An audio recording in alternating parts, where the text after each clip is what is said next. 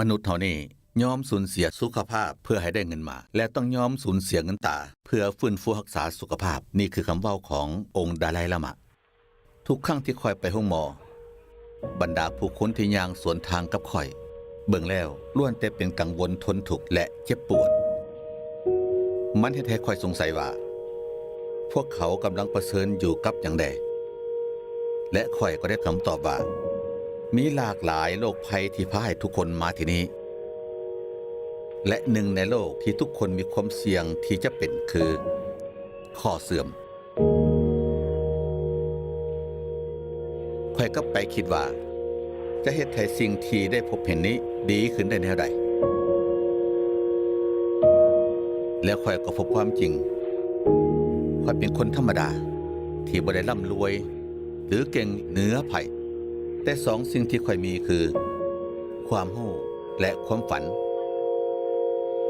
ที่จะเฮ็ดให้คนเจ็บป่วยในโลกลดน้อยถอยลงด้วยความเชื่อมั่นว่าวัตถุดิบจากธรรมชาติมีตัวยาที่ดีที่สุดค่อยก็เป็นฮื้อความรู้โบราณที่หลายๆคนเบิ่งข้ามบวกกับนวัตกรรมวิทยาศาสตร์ได้ค้นคว้าทดลองแล้วทดลองอีกจนกว่าจะได้ผลสรุปที่แน่นอนเพราะเป้าหมายของการวิจัยครั้งนี้คือการหาสิ่งที่จะช่วยชีวิตคนให้ได้หลายที่สุด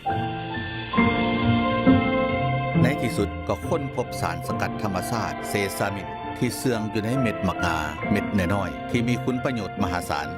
ยับยั้งเซลล์ทำลายกระดูกและในขณะเดียวกันก็เสริมสร้างกระดูกขึ้นมาได้การได้เห็นความรู้ของตนเองที่ค้นคว้ามาได้นำมาช่วยเหลือคนได้แท้ๆถึงแม้ว่าในวันข้างหน้าค่อยจะบ่ได้อยู่ในโลกนี้แล้วก็ตามมันคือความสุขที่สุดในชีวิตของนักวิจัยแบบค่อยการที่ค่อยได้มอบองค์ความรู้ทั้งหมดนี้ให้กับบริษัทไอยราแต่เพียงผู้เดียว